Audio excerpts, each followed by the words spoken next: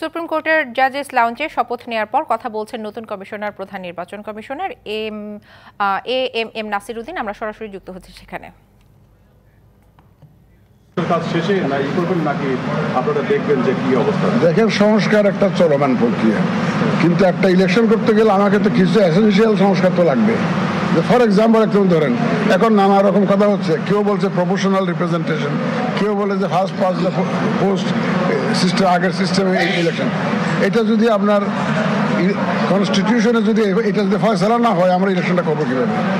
এখন ইলেকশন করতে গেলে আমার যে ইয়াঙ্গার জেনারেশন যারা ভোট দেওয়ার জন্য মুখিয়ে আছে বছরের পর বছর, তো তাদেরকে আমার তো ভোটার লিস্টে আনতে হবে।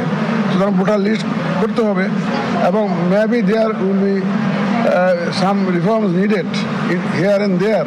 এখন কোথায় কোথায় রিফর্ম দরকার হবে, ইন্টারভেনশন দরকার হবে, সেটা তো আমরা রেডিলি পাবো ইনশাল্লাহ, যেহেতু একটা রিফর্মস কমিশন কাজ করছে ইলেকশন কমিশনকে রিফর্ম করার জন্য। তাদের পরামর্শ আসুক, আমরা দেখি যে কোনটা গ্রহণযোগ্য হয়, যেগুলো গ্রহণযোগ্য হবে সেগুলো বাস্তবায়ন করতে হবে আমাদের। আর দেখেন, কনস্টিটিউশন অ্যামেন্ডমেন্ট রিফর্ম কমিশন কাজ, তাহলে আমাদের যাত্রা তো আমরা এলোপাতারি হয়ে যাবে। কনস্টিটিউশন রিফর্মস কমিশনটা কাজ করছে, সুতরাং এটাও শেষ হোক, সব সুপারিশগুলো আসুক। বেশি দিন তো নাই, ওনারা তো সরকার বলছে ডিসেম্বর পর্যন্ত টাইম দিয়েছে। ইটস নট ফার অ্যাওয়ে, অতি অল্প সময়। আপনারা আশ্বস্ত থাকুন, ইনশাল্লাহ আমাদের নিয়ত সহি, and we are confident inshallah we will be able to deliver. আর এবারের মতো একটা সুযোগ আগে ছিল নাকি? সুযোগ জানেন আপনারা? সেই সুযোগটা হচ্ছে শুধু আমরা না, রাজনৈতিক দলগুলো যারা ইলেকশন করবেন তারা 15-16 বছর ধরে বলে আসতেছেন আমরা ভোটের অধিকার চাই, আমরা অবাধে ভোট দিতে চাই। সুতরাং তাদেরকে আমরা সাথে পাবো এবং তাদের ডিমান্ডটাকে আমরা বাস্তবায়নে সহযোগিতা করবো তাদের। সুতরাং আমাদের তো এখন অসুবিধা নাই, তারাও জাতির কাছে ওয়াদাবদ্ধ। আজকে আর না, আমরা এখন ইলেকশন কতদিন সময় লাগতে পারে? দিনক্ষণ দিয়ে তো এখন বলা যাবে না, ওই দিনক্ষণ দিয়ে এটা এখন কিছু বলা যাবে না। আমরা কিছু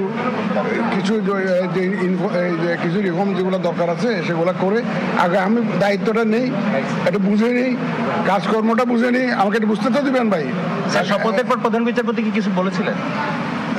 না, উনি বলেছেন যে he will give full cooperation to the election commission. কোনটাকে চ্যালেঞ্জ মনে করেন? আমার হতে পারে এরকম বিশেষ পরিস্থিতি আমার চাকরি জীবনে বহু আসছে। আমি তথ্য মন্ত্রণালয়ের সচিব ছিলাম, জ্বালানি মন্ত্রণালয়ের সচিব ছিলাম, স্বাস্থ্য মন্ত্রণালয়ের সচিব ছিলাম। বহু চ্যালেঞ্জ দেখেছি এবং ইনশাল্লাহ সাকসেসফুলি মোকাবেলা করেছি।